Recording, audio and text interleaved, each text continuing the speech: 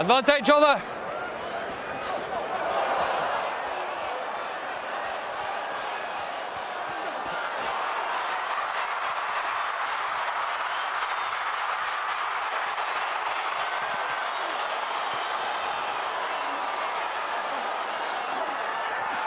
No hands.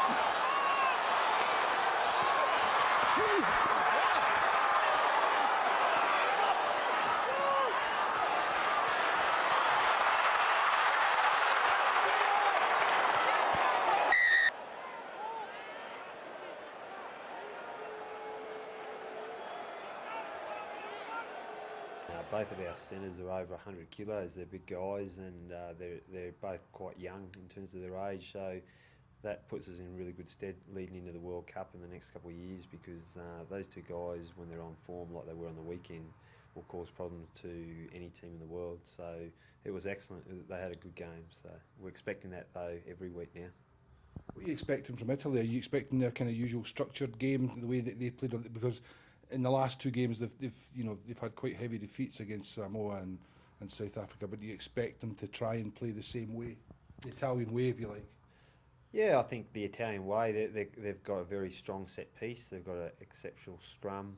They like driving line-outs. They're big men, just like the two teams which we played in the last 2 weeks, that like to impose themselves on the opposition.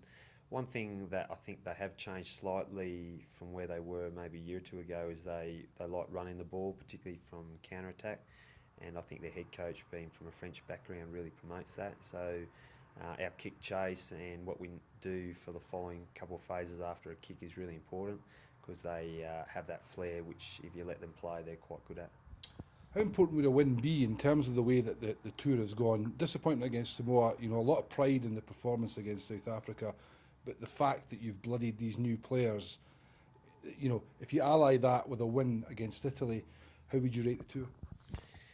Yeah, I think if we get a win against Italy, and with what you've said in regards to promoting players, you'd say that was a good tour. If we don't get a win, then I would say that it wasn't up to the standard that we needed to be. So yeah, it's important that we do well this weekend and get a result.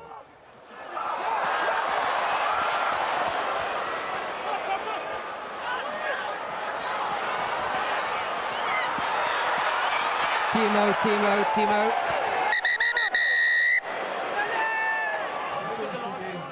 We knew we had to move them about.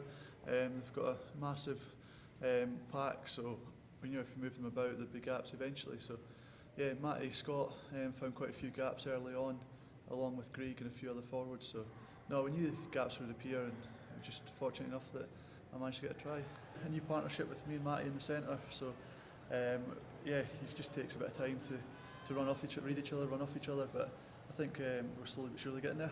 What are you recognising in Matty's play early on then? What are you seeing now that you recognise as traits, that there are things that he's going to do in the game that you're beginning to pick up on? Yeah, it's just the timing, giving him lots of time on the ball so he can attack the line and then run off him, reading where he wants to pass it and what he wants to do, attacking the line really. 9 new caps in 2 games. Let's take the Samoa game out of the equation. Let's look at the positives from the South Africa one. How useful a tour for you and for the Scotland squad as a whole do you think this has been? Yeah, there's a lot of new caps being introduced this tour, and it's a great chance for boys to get a lot of experience. The South Africa game especially, the physicality was a notch up from anything we've played before. So no, it's hugely beneficial for boys just to get the experience and the game time at that level. You say it's a notch up. Do you remember anything about it at all? Just that it was hard and you were pulling.